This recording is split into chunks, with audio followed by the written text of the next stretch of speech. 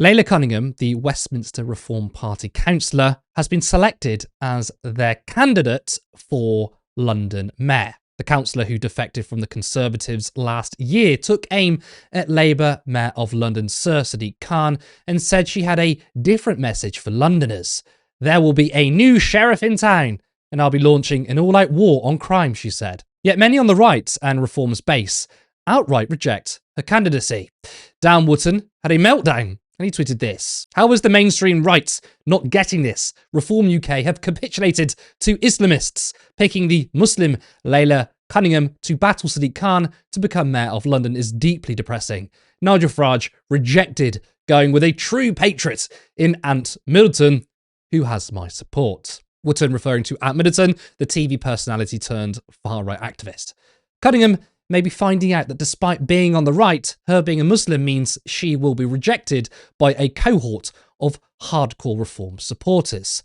Right-wing journalist James Isis said, "My concern with Laila Cunningham is that she has been out marching at Pride as an elected representative, and just yesterday listed trans people as a cohort she wants to be there for.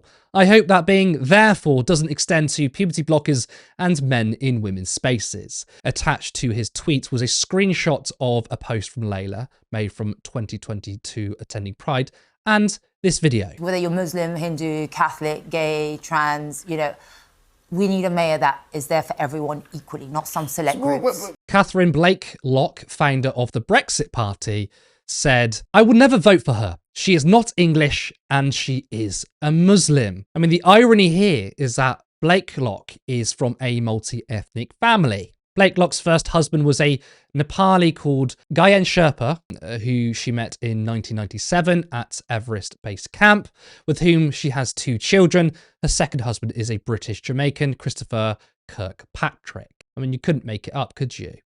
Another thing that may upset Reform supporters is a post from an old account of Laila's. Here's Reform UK's London mayoral candidate, Laila Cunningham's old Twitter account. Her response to the Westminster Bridge attack shows her true feelings of London, one that celebrates diversity. She was even moved to copy in, you guessed it, Sadiq Khan in an attempt to bring it to his attention. And this was the tweet she shared. So as you can see on screen, sorry, the text is quite small, but basically she's listed a lots of people from different communities, and it's a very pro-diverse message, which may not go down well with right-wingers. But worrying about people on the right isn't the only trouble she will be facing. Cunningham appears to have broken companies' law. Last night, the Times newspaper revealed you yourself have had multiple businesses struck off after breaking... I'm sorry, can I just stop you there? Are you insinuating that's a crime? I haven't said that. I'm simply saying that you've had multiple businesses struck off after breaking companies' law. Is there an irony there that you're talking about a major problem with breaking the law when actually you've been part of businesses struck off after breaking companies' law? So I didn't break companies' law. Like many entrepreneurs, I don't really like the insinuation that it was a crime in any way. I haven't. There's no suggestion that is the case. Well, you are linking it to my discussion about law and order, but like many entrepreneurs, I've set up small companies over the years. Did you fail to file accounts, because that is a criminal offence? I tried out different business ideas. Some became inactive, and that happens to thousands. They were all dormant, by the way, every year. There was never any wrongdoing. No one was defrauded, and I passed all CPS vetting after that. Did you fail to file company accounts? Because that is breaching the law. Yeah, because they were dormant and admin lapsed. But that's a breach of the law, is it not? I mean, to be fair, he did sort of suggest that, but he's not wrong. It is actually against the law. But her excuse there was that, well, her companies were dormant, but you still have to file accounts of such companies.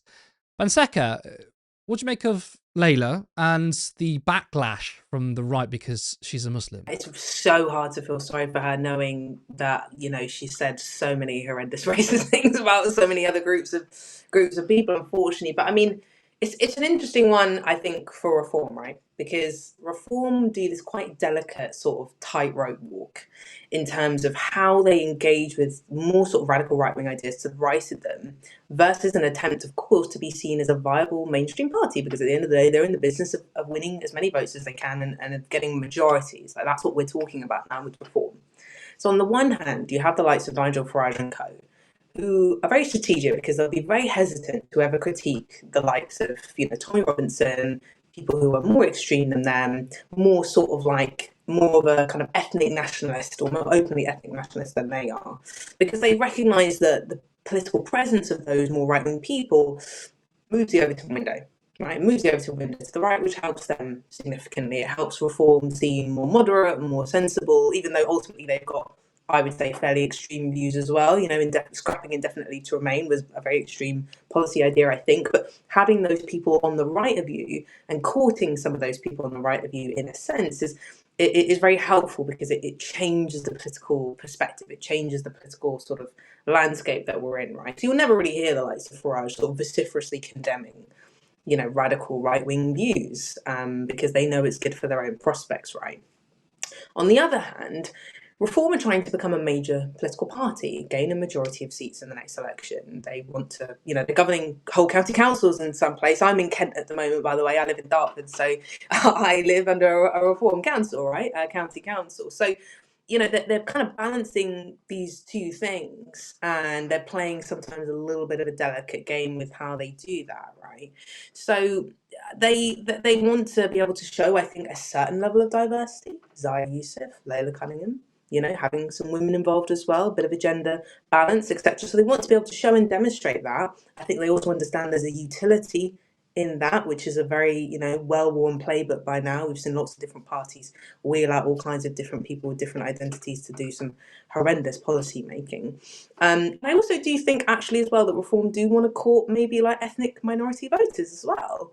I do think there's a certain cohort, perhaps more middle-class ethnic minority voters, who would be quite interested in voting for more conservative economic political projects, and maybe the racism sometimes has sort of put them off, right? So they're balancing out these things, and it's sometimes those things come to a head or come at loggerheads, which is essentially what we've seen. We've seen people with very kind of ethnic nationalist ideas who find this idea that Laila Cunningham, who's got a Muslim background, she's got Egyptian heritage, and that doesn't fit their very sort of purist ideas about what Reform should be doing or what a kind of viable right-wing party should be doing.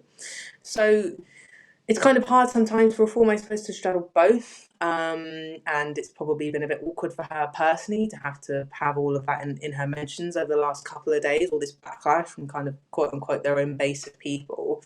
I don't think it's going to be like a massive problem for them. I don't think that those people necessarily represent the wider breadth of the voter coalition base that Reform is trying to build. I do think they are still a minority within that.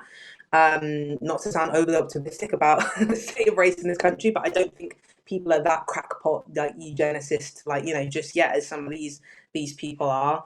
I do think it's interesting she's been outed as a bit of a grifter.